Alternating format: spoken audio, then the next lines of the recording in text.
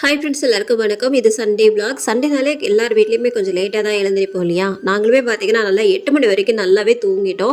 அதுக்கப்புறம் தான் எங்களை எழுப்பி விடுறதுக்குனே காலிங் பெல் அடித்தாங்க. சரின்ட்டு போய் பார்த்தா பின்னாடி பக்கம் க்ளீன் பண்ணுறதுக்காக ஆள் வந்திருந்தாங்க. சரின்ட்டு கதவை திறந்து விட்டுட்டு அதுக்கப்புறமா போய் திரும்பி படுத்தா வேலைக்கு ஆகாது. இப்போவே ரொம்பவும் லேட் ஆகிடுச்சு, இனி சமைக்கணுமே சொல்லிவிட்டு ஃப்ரெஷ்அப் ஆகிட்டு அப்படியே வந்துட்டு ஒரு காஃபி மட்டும் போட்டு குடிச்சிட்டு அதுக்கப்புறமா குளிச்சுட்டு அப்புறமா பிரேக்ஃபாஸ்ட் ஏதாவது பண்ணலாமான்னு யோசிச்சுட்டு இருந்தேன். அப்புறம் இந்த ப்ரெட் இருந்தது, இதை வச்சு இந்த நியூட்ரலாவை அப்ளை பண்ணி கொடுத்துட்டேன் பசங்களுக்கு. ஏன்னா இதுதான் எனக்கு வேணும்ன்ட்டு அடம் பிடிச்சதுங்க ரெண்டுமே. பசங்களோட ஆசையும் கொஞ்சமாவது நம்ம நிறைவேற்றணும். எப்போ பார்த்தாலும் இட்லி, தோசை, சப்பாத்தி இந்த மாதிரி கொடுக்கறத விட மாதத்துக்கு ஒரு டைமோ இல்லை 2 மாதத்துக்கு ஒரு டைமோ இந்த மாதிரி கொடுக்கறதுனால ஒன்றும் தப்பு கிடையாது. முன்னாடிலாம் எனக்கு என்ன தோணுதோ அந்த மாதிரி தான் நானும் குழம்பு வைப்பேன். இப்பெல்லாம் பார்த்தீங்கன்னா அப்படி கிடையாது. பசங்களுக்கு என்ன பிடிக்குதோ அதை தான் செய்கிற மாதிரி இருக்குது. ஏன்னா அப்போ தானே நல்லாவே சாப்பிட்றாங்க. என் பையன் மட்டனோ சிக்கனோ அரை கிலோ வாங்கிட்டு வந்திருந்தான். மட்டனை குழம்பு வச்சுருக்குமா, சிக்கனை எனக்கு 65 வேணும், ரொம்ப நாள் ஆகிடுச்சு அப்படின்ற மாதிரி கேட்டிருந்தான்.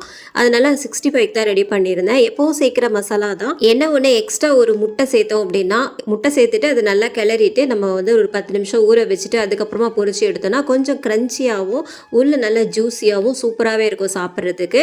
அப்படி நீங்கள் முட்டை உடச்சி ஊற்றலை அப்படின்னா ரொம்பவும் ஹார்டாகிடும். நம்ம பொரிச்சதுக்கப்புறம் ஆறுனதுக்கப்புறமும் உங்களுக்கு ஜூஸியாக இருக்கணும் அப்படின்னா முட்டை சேர்த்திங்க அப்படின்னா சூப்பராகவே இருக்கும். இப்போல்லாம் சமையல் வேலையை முடிச்சுட்டு கையோடு எதையாவது க்ளீன் பண்ணணும் அப்படின்னு தோணிக்கிட்டே இருக்குது. ஏன்னா மொத்தமாக சேர்த்து வச்சு நம்ம பண்ணுறதை விட கொஞ்சம் கொஞ்சமாக க்ளீன் பண்ணிட்டோம் அப்படின்னா வேலையும் ரொம்பவும் ஈஸியாக இருக்கும்.